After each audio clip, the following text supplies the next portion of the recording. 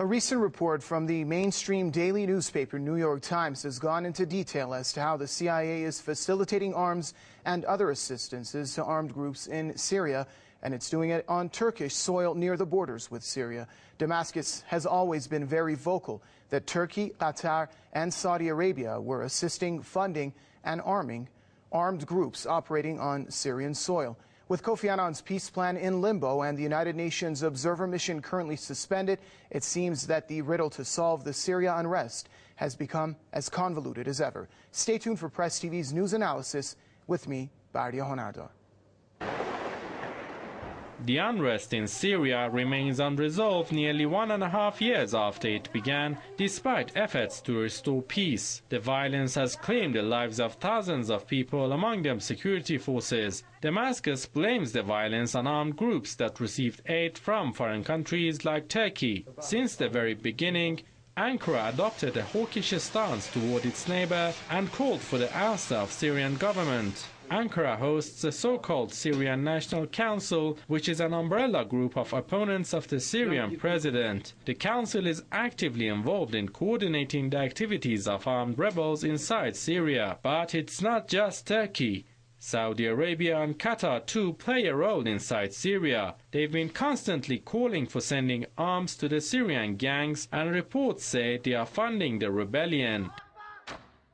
The two Arab countries claim they are supporting the Syrian people's aspiration to freedom and democracy, but they've been playing counter-revolutionary policies in other Arab countries like Bahrain, and have even aided the Manama regime in its brutal crackdown on anti-government protests. Many analysts say these countries are playing into the hands of Western powers led by the United States. We see this as a kind of satanic alliance between the U.S., Saudi Arabia and Turkey and of course Qatar, in order to create this instability inside Syria. Washington and its allies have spearheaded efforts to topple the Syrian government. They've tried their luck at the UN Security Council several times to start a Libya-style military intervention, but those efforts were blocked by Russia and China. Latest reports say they are now directly involved in assisting the rebels. The New York Times has revealed the CIA is involved in supervising the supply of weapons to anti-Syrian groups. The report says CIA agents are operating from southern Turkey. What's interesting is the increased amount of detail that's coming out and specifics, because as we know, the goal is high. The goal is nothing less than regime change. I have little doubt that the Americans will go much further in the future as far as ratcheting up the pressure to implement its goals. Experts say the U.S. and its allies are now at a crossroad, ratcheting up pressure on Syria or helping a peaceful settlement of the crisis. The first choice could drag Syria into a fuller-scale civil war, and the second could save the lives of innocent civilians. Well, now I'd like to welcome my guest joining us here on Press TV for the program, political commentator Sukat Chandan, joining us from London. From the Center for American Progress, Lawrence J. Korb joining us from Washington, and author and Islamic studies expert Kevin Barrett joining us from Madison. Gentlemen, thank you for joining us here. Let's start off with our guest in London. Sukat Chandan, how do you explain claims of diplomacy from the United States when it comes to Kofi Annan's peace plan, but then reports like the one in the New York Times surfaces pointing to the CIA in addition to Washington's allies in the region who are aiding armed groups fighting the Syrian government? Does the U.S. have any interest to support Annan's peace plan, or is the claim sort of a political ploy? The Western white power structure has one aim, which is to conduct regime change against any state in the global south which poses any type of obstacle to its total domination of the world.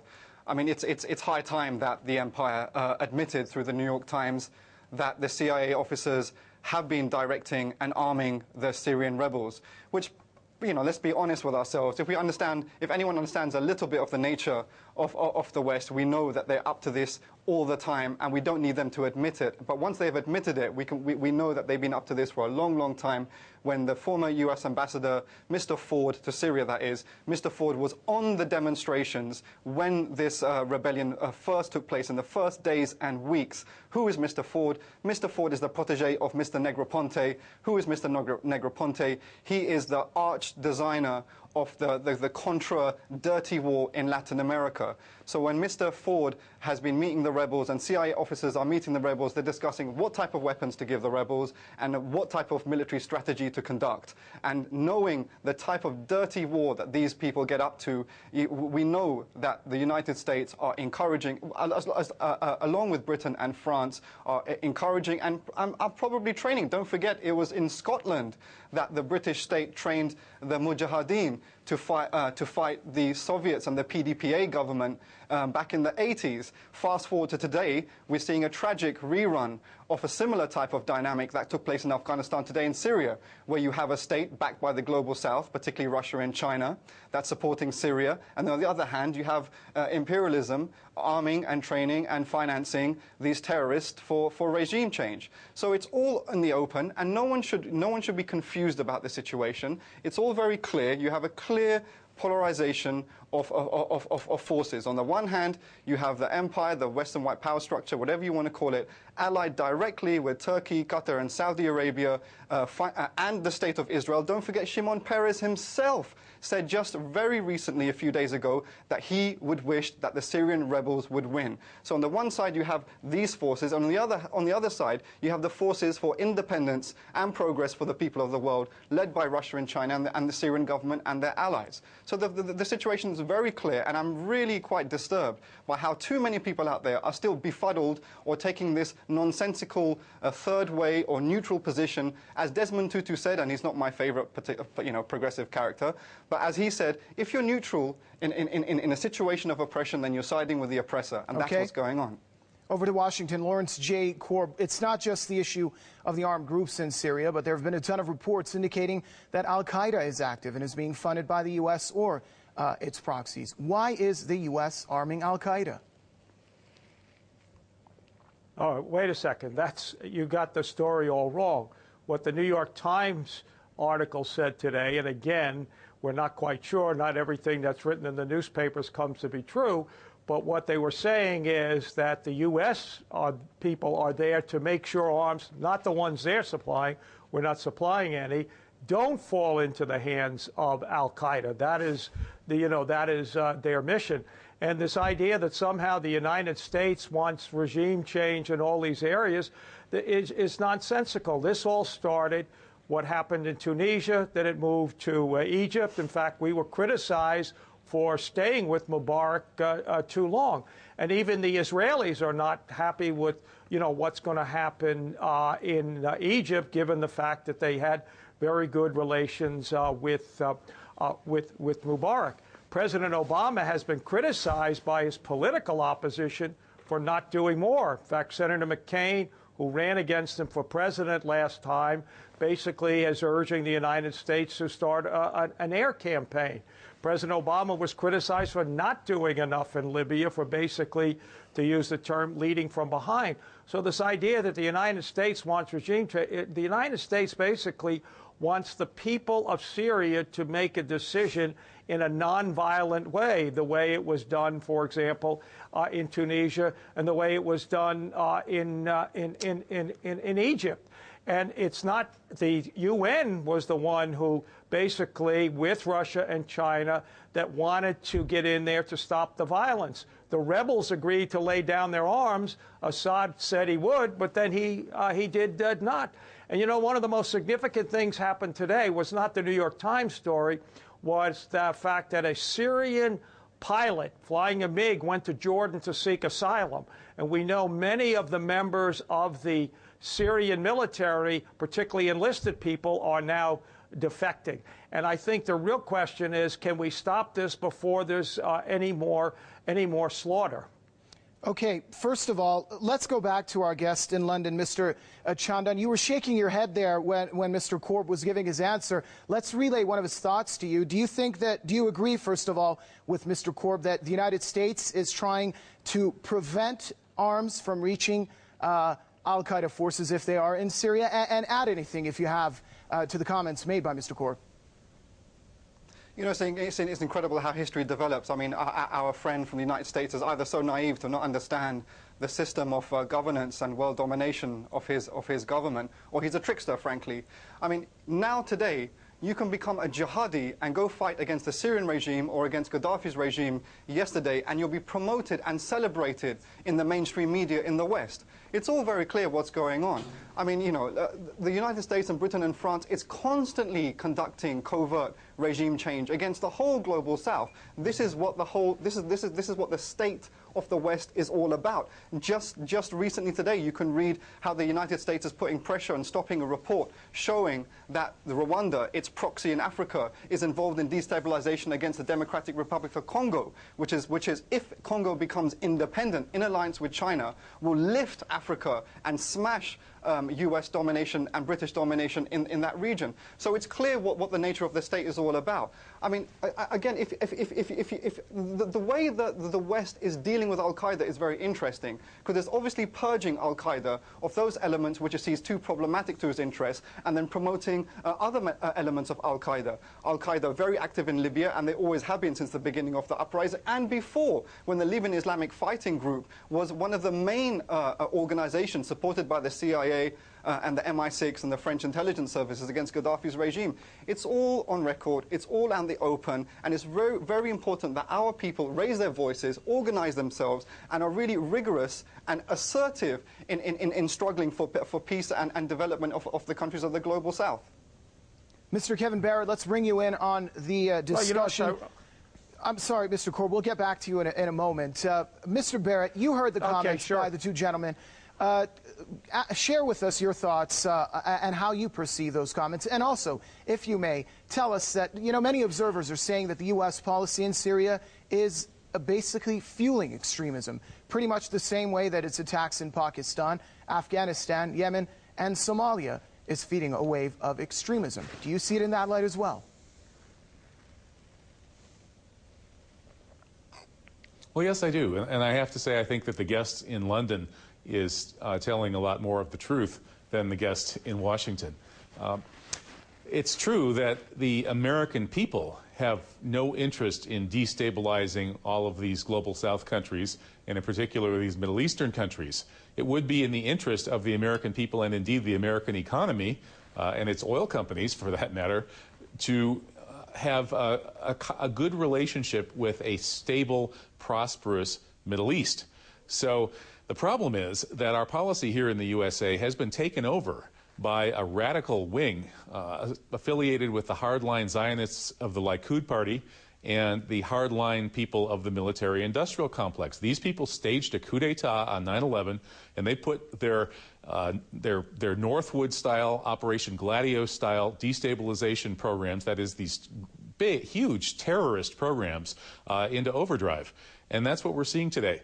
We're seeing the Western forces, as we've heard now in the New York Times, supporting these fighters being armed in Turkey. And we just heard recently from a major Turkish political party, the Felicity Party, which is the progressive Islamic party in Turkey, that Israeli weapons are in fact being organized and given to these so-called freedom fighters who are really terrorists in Syria. And these people are indeed al-Qaeda. Al-Qaeda is a very nebulous concept. It just means any sort of radical Sunni mujahideen. And the majority of those people have always been working with the empire, working with the USA in drug smuggling, in attacks on Russia, and, of course, on these destabilization programs throughout the Middle East. So, again, it's not in the interest of the American people to be doing this, but it is in the interests of the radical Likudnik Zionists and the military-industrial complex, and unfortunately, they have seized power here in the USA. Right. Back to Washington, Mr. Korb. Sorry I had to interrupt you earlier in your response to our guest in London. Please continue with that. And also, tell me what you think about my next question. Time and again, Turkey has been indicated in the arming and facilitating of the armed groups in Syria. What is Turkey's agenda in Syria? Okay, your guest in London was talking about the United States ally in Rwanda. President Clinton was criticized for not doing anything to stop the slaughter in Rwanda. We're talking about Somalia. That's not an American operation. That's the Ugandans, the Kenyans, people from Burundi. So this idea that somehow the United States is trying to, use its allies to control these countries is simply not true.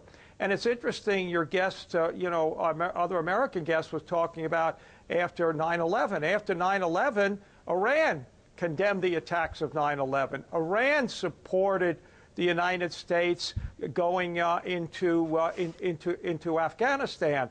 Now, the question that somehow or another, even with Iraq, which I happen to think was a mistaken war, was an unnecessary war, but the fact of the matter is, when the Iraqis told us to leave, we left. So this idea that somehow we're trying to control this is not true. Now, do we have a military-industrial complex? Yeah, but you know what they're focused on these days? Not focused on the Middle East. They're focused on the quote-unquote threat from China to justify, keeping the military budget up. And in fact, you probably have seen the whole question about the pivot to Asia rather than focusing, on the Middle East. The interesting thing is Al-Qaeda got upset at the United States. One of their concerns was that we were supporting regimes like Mubarak. Well, now that we're not, what is the narrative? So I think that somehow or another we're mixing up an awful lot of things. I think, as I said, President Obama is getting, beaten up by his political opponents for not doing anything in Syria. He was beaten up by his political opponents for not doing more in Libya. So this idea that, the United States is trying, to dominate or control, and even the Israelis would prefer Mubarak being in power. They're concerned about what's going to happen with this election if we ever find out what the situation is. And the Turks, to get to your other question, they were brokering peace talks between the Assad government and the Israelis. And so the idea that somehow or another the Israelis, they're concerned about a civil war, and I think that's what the Turks are concerned about, that this war in Syria will spread because if the Russians keep sending new or used helicopters, there, the fighting will go on and it will spread into their borders. That's what the Turks are concerned about. They don't want to see this thing. They don't want to see this thing spread. Mr. Chandan, in London, some observers critical of Turkey's role in Syria are saying that it is acting as a proxy for the U.S. and NATO. How do you perceive that? And in addition to that, do you have anything to add to what Mr. Korb just said? Yeah, in response to Mr. Korb, I mean, it's a typical strategy of the white man to project all issues of oppression that's actually coming from the white power structure onto the natives and onto the onto the brown and black people, i.e., the white power structure is absolutely, innocent of any wrongdoing, and it's these silly Africans and these silly Asians and these silly Arabs who are creating all the mess and all the problems. The interesting thing in that regard is with Libya and now with Syria is that the West don't want to put any of their boots officially on the ground, but we know obviously in the first days of the Libyan uprising, the British SAS were in Benghazi and they got sprung because the telephone conversation between the former British ambassador to Libya and the head of the NTC, their phone conversation was exposed by Gaddafi's regime. And similarly in Syria, they don't want to put official boots on the ground in Syria, so they're sending their covert agents to do all the dirty work because they want to give the impression to the rest of the world,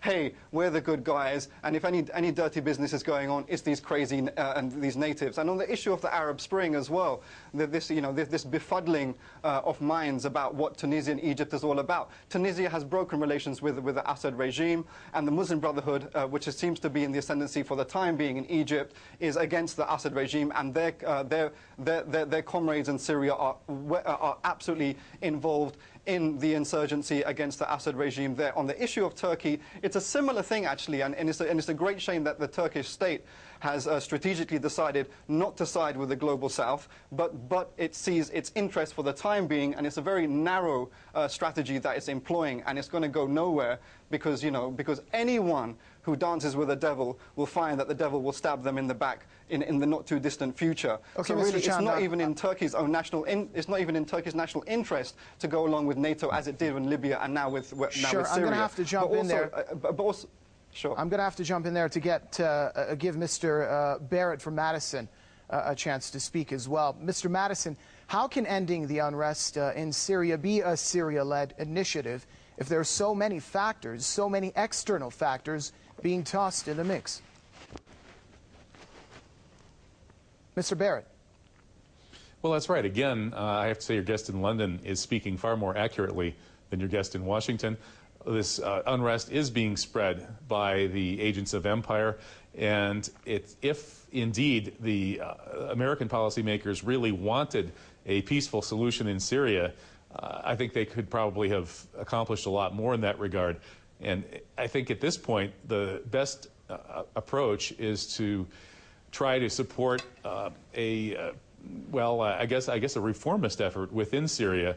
And the sad thing about this is that the war on Islam, which was designed to split the Islamic world into different sects and areas fighting with each other, is having so much success. I think that we need to see a kind of a common front in the Middle East and the Islamic world against these outside destabilization efforts. And so really the first thing to do is to kick the meddlers out. And Syria needs to reform from within. And I think it's capable of it. It's just that that's not the aim of those who are sponsoring the guerrillas or terrorists who are wreaking so much havoc in Syria. Mr. Corbin, Washington, your thoughts on the same question? Can this be a Syria-led initiative if there are so many factors tossed up there? Well, again, if you go back when this started and the Syrian people started demonstrating and asking for reforms, the Assad regime, rather than negotiating with them, started killing them. Well before anybody on the opposition side was using violence, the government was cracking down. You know, it's incredible. I'm listening to the history here. People forget Assad's father. Okay, Assad's father killed 40,000 people in order to put himself into power. What were the quote-unquote imperialists that you're calling, the British, the French, the United States? No, we didn't do that. And everybody had hope, given the fact that he was educated in the West, that he might be a little bit more reasonable, but he's been every bit as bad as his father. And the international community is under tremendous pressure. You go back to Libya, it was the Arab League that pushed us to get involved, not the British and the French. There were planes from the Arab League. Qatar was flying missions over there. The United States only did, something like 25% of what happened there. So the idea that somehow or another this is united, believe me, the United States would like to focus on its problems at home rather than having to deal with these issues. And I'm sure President Obama would just assume that the violence stopped there so he could focus on what's happening here. So I think people are sort of mixing up history. It's like the Iranians helped at the Bonn conference. It was Iran, your country, that persuaded the Northern Alliance to support Karzai. This was not an American initiative. So somehow or another, the idea that the United States is trying to control all these things. We want to leave Afghanistan. We're trying to leave. And in fact, we've turned over more and more of the missions to the Afghans. Okay, over to our guest in London, Mr. Chandan. You seemed a bit anxious there to get a response to what Mr. Korb was saying. Please go ahead with that. And also, do you think that with so many external factors, this can be a Syrian-led effort to end the unrest? It's amazing. I don't know, what world Mr. Korb is living in. The Americans don't want to get involved with anyone. The British don't want to get involved. No, wait a second. I don't attack you personally. I don't attack you personally. Okay. You want to do my arguments? I'm living in the real world. You're not. Yeah. Okay, Mr. Okay, Korb. don't attack me personally. Why Deal is with my the arguments, okay? establishments in Gentlemen. Britain, France, and the United States constantly planning? Mr. Korb himself talked about the pivot to Asia. Is that not a war plan? Of course, it's a war plan. I mean, it's total nonsense what Mr. Korb is coming out with. But in terms of wait a second, you're claiming we're trying to dominate the Middle East in here. terms of the internal Syrian situation, we need to. I've said it many times before. I'll say it again. The global South need to assert itself and take the initiative. We lost Libya. That was devastating. We didn't take enough initiatives. Any meaningful initiatives. Where is Latin America? I'm loyal to all of our global South, and Latin America politically is the most advanced. It needs to be making moves. Okay, to Mr. really Chandan, I'm scupper sorry. The regime, time is of the essence here. We're running short of time, but let me make you a promise in accordance with my senior producer. We're going to invite all you guests once again for another edition of Press TV's News Analysis to pick up where we left off right now tonight. But anyhow, let me thank my guests, political commentator from London, Sukant Chandan, Mr. Lawrence J. Korb from Washington from the Center for American Progress, and also Mr. Kevin Barrett from Madison, author and Islamic Studies expert. Gentlemen, I'd like to thank you all for contributing to the program. I'm going to be signing off from our headquarters here in Tehran for now. Join us again, same time, same place tomorrow for another edition of Press TV's News Analysis.